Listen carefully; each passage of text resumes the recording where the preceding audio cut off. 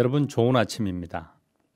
오늘 사순절 32일째 날을 맞이했습니다. 오늘도 하나님의 말씀을 함께 묵상하심으로 기쁘고 감사하고 은혜가 넘치는 하루가 되시기를 바랍니다. 기도하겠습니다. 은혜로우신 하나님 아버지, 이 땅에 교회를 세우시고 교회를 통해 일하시는 하나님을 찬양합니다. 어둡고 어지러운 세상에 교회가 다시 빛과 소금이 될 수 있도록 믿음의 성도들이 바른 믿음의 삶을 살게 인도하여 주십시오.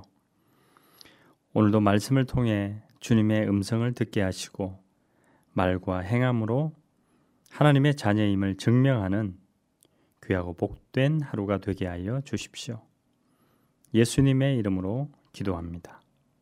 아멘. 네, 오늘 함께 묵상할 말씀은 사도행전 20장 17절에서 28절까지 말씀입니다. 사도행전 20장 17절에서 28절까지 말씀을 읽도록 하겠습니다. 바울이 밀레도에서 사람을 에베소로 보내어 교회 장로들을 청하니 오매 그들에게 말하되 아시아에 들어온 첫날부터 지금까지 내가 항상 여러분 가운데서 어떻게 행하였는지를 여러분도 아는 바니 곧 모든 겸손과 눈물이며 유대인의 관계로 말미암아 당한 시험을 참고 주를 섬긴 것과 유익한 것은 무엇이든지 공중 앞에서나 각 집에서나 거리낌이 없이 여러분에게 전하여 가르치고 유대인과 헬라인들에게 하나님께 대한 회개와 우리 주 예수 그리스도께 대한 믿음을 증언한 것이라. 보라, 이제 나는 성령에 매여 예루살렘으로 가는데 거기서 무슨 일을 당할는지 알지 못하노라. 오직 성령이 각 성에서 내게 증언하여 결박과 환난이 나를 기다린다 하시나 내가 달려갈 길과 주 예수께 받은 사명 곧 하나님의 은혜의 복음을 증언하는 일을 마치려 하면은 나의 생명조차 조금도 귀한 것으로 여기지 아니하노라. 보라, 내가 여러분 중에 왕래하며 하나님의 나라를 전파하였으나 이제는 여러분이 다 내 얼굴을 다시 보지 못할 줄 아노라. 그러므로 오늘 여러분에게 증언하거니와 모든 사람의 피에 대하여 내가 깨끗하니 이는 내가 끓이지 않고 하나님의 뜻을 다 여러분에게 전하였음이라. 여러분은 자기를 위하여 또는 온 양떼를 위하여 삼가라. 성령이 그들 가운데 여러분을 감독자로 삼고 하나님이 자기 피로 사신 교회를 보살피게 하셨느니라. 아멘. 네, 오늘 묵상할 내용의 제목은 아들의 피로 사신 교회입니다. 바울은 지금 에베소 교회 장로들에게 마지막 고별 설교를 하고 있습니다. 여러분, 요즘 이단을 비롯한 교회 지도자들의 잘못으로 인해서 교회가 욕을 먹는 그런 시대가 되었습니다. 그래서 예수님을 믿지 않는 사람들이 교회가 목회자, 그러니까 목사의 소유물로 착각하는 경우들이 있습니다. 사실 사람들이 교회를 오해하는 데는 나름의 이유가 있습니다. 아무개 목사가 교회를 팔아먹었더라. 아무개는 자기 아들에게 교회를 물려주었더라. 세습이죠. 아무개 교회는 막가파식 재개발, 알박기 협박으로 대박이 났다더라.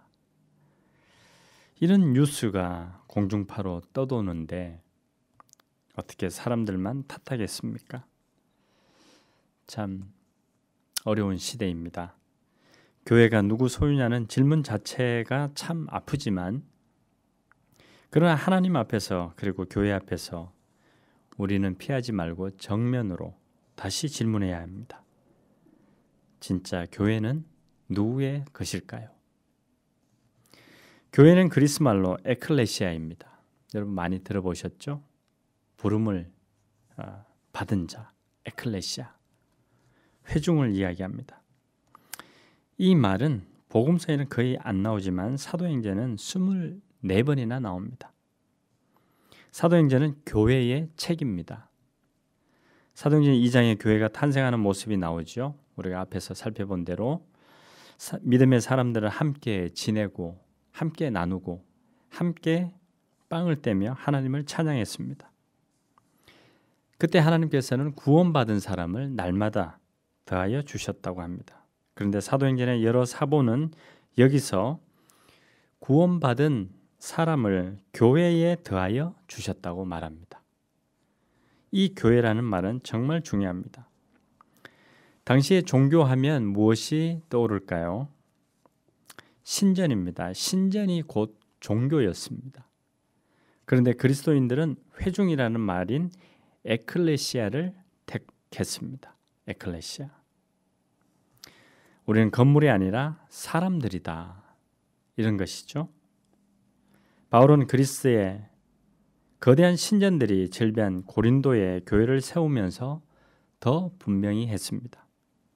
여러분의 몸은 성령이 거하는 성전입니다. 우리 몸이 성전이다. 사람이 성전이다. 그 말이죠. 그렇습니다. 교회는 부름을 받고 모인 사람들입니다. 에베소에서 바울은 3년 동안 밤낮 쉬지 않고 말씀을 가르쳤습니다.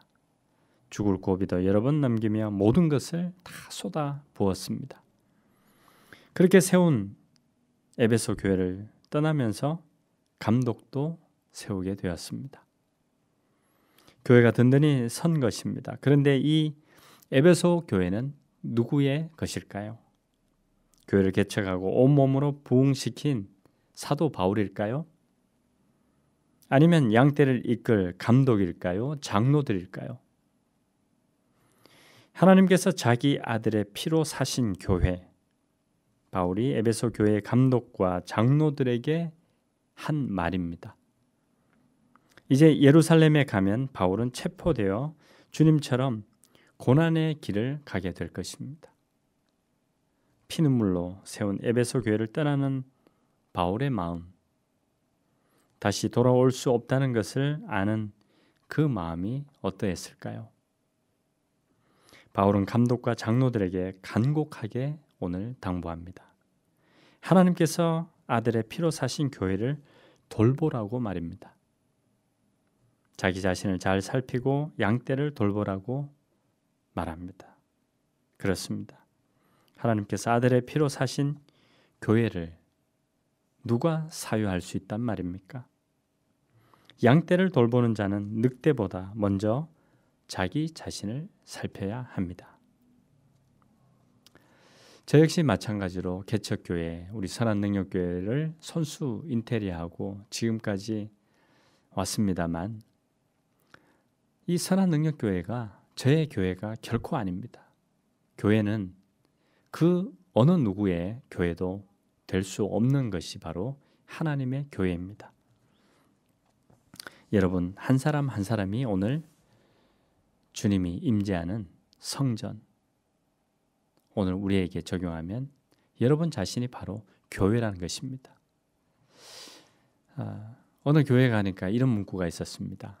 교회만 다니지 말고 교회가 되라. 그렇습니다, 여러분.